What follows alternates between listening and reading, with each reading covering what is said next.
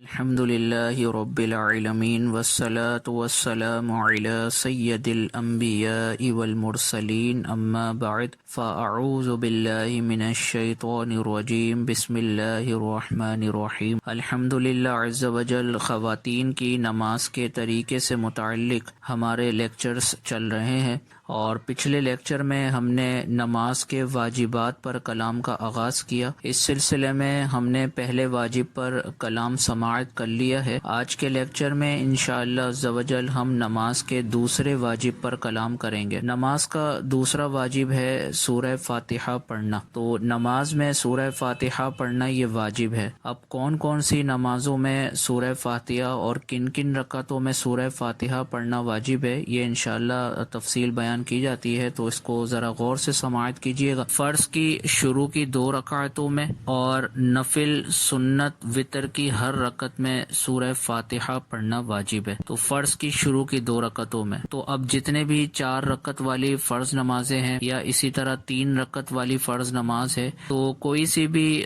فرض نماز ہو اس کی شروع کی 2 رکعتوں میں سورہ فاتحہ پڑھنا واجب ہے۔ تو مثال کے طور پر اگر ہم بالترتیب فرض نمازوں کی بات کریں تو سب سے پہلے فجر کی نماز آتی ہے، تو فجر میں تو ہوتی ہی 2 رکعتیں ہیں، تو ان دونوں رکعتوں میں سورہ فاتحہ پڑھنا واجب ہوگی۔ اس کے بعد ظہر کی نماز آتی ہے، تو ظہر کی 4 رکعت فرض نماز ہے، تو 4 رکعت فرض نماز میں شروع کی 2 رکعتوں میں سورہ فاتحہ پڑھنا واجب ہے۔ اسی طرح عصر کی 4 رکعت فرض نماز ہوتی ہے، تو عصر کی 4 رکعت فرض نماز میں شروع کی 2 رکعتوں میں سورہ فاتحہ پڑھنا واجب ہوگا۔ اسی طرح مغرب کی 3 رکعت فرض نماز ہے، تو مغرب کی شروع کی 2 رکعت میں سورہ فاتحہ پڑھنا واجب ہوگا، اور اسی طرح عشاء کی 4 رکعت فرض نماز ہے، تو عشاء کی شروع کی 2 رکعتوں میں سورہ فاتحہ پڑھنا واجب ہوگا۔ سورہ فاتحہ کے حوالے سے یہ بات یاد رکھیں کہ سورہ فاتحہ کی تمام آیتیں پڑھنا واجب ہیں، اور ہر آیت کا ہر لفظ یہ بھی واجب ہے، لہٰذا سورہ فاتحہ پڑھتے ہوئے اگر ایک آیت بھی بھولے سے رہ جائے یا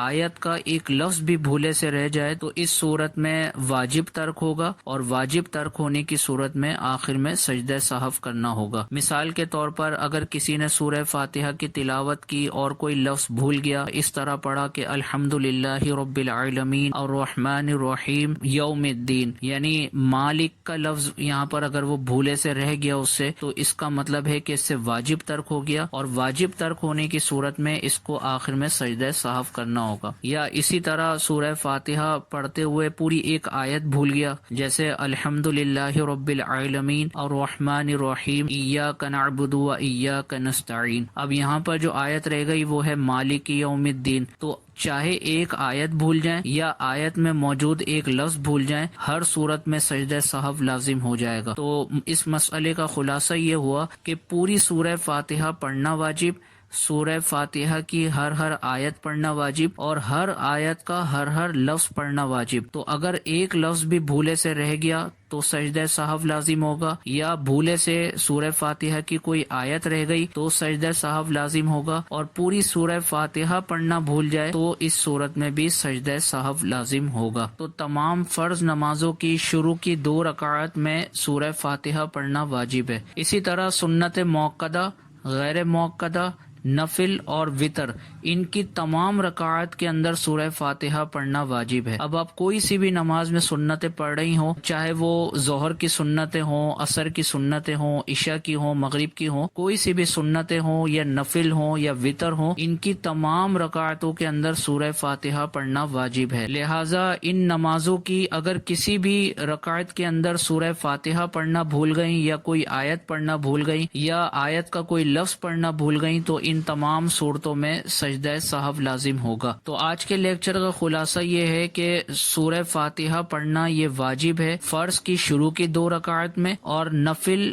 وتر، سنت موقدہ، غیر موقدہ کی تمام رکعت کے اندر سورہ فاتحہ پڑھنا واجب ہے۔ اور اس حوالے سے ہم نے یہ پڑھا کہ سورہ فاتحہ کی تمام آیات بھی پڑھنا واجب، اور ہر آیت کا پڑھنا واجب، اور ہر آیت میں موجود ہر لفظ کا پڑھنا واجب، لہٰذا سورہ فاتحہ کا اگر ایک لفظ بھی چھوڑ دیا تو ترک واجب ہوگا، اور ترک واجب کی صورت میں آخر میں سجدہ سہو کرنا لازم ہوگا۔ یا اسی طرح سورہ فاتحہ کی کوئی ایک آیت پڑھنے سے رہ گئی تو اس صورت میں بھی سجدہ سہو لازم ہوگا، اور اسی طرح سورہ فاتحہ ہی پڑھنا کوئی بھول گیا تو اس صورت میں بھی سجدہ سہو لازم ہوگا۔ تو امید ہے کہ دوسرے واجب سے متعلق ضروری مسائل آپ تمام بہنوں کو سمجھ میں آ گئے ہوں گے۔ تو اللہ عز و جل کی بارگاہ میں دعا ہے کہ اللہ عز و جل ان مسائل شرعیہ کو اچھے طریقے سے سیکھنے، سمجھنے اور سمجھ کر آگے پھیلانے کی توفیق عطا فرمائے، آمین بجاہ النبی الامین صلی اللہ تعالی علیہ وسلم۔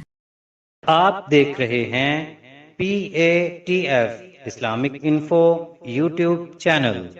مزید اسلامک ویڈیوز کے لیے ہمارا چینل سبسکرائب کریں۔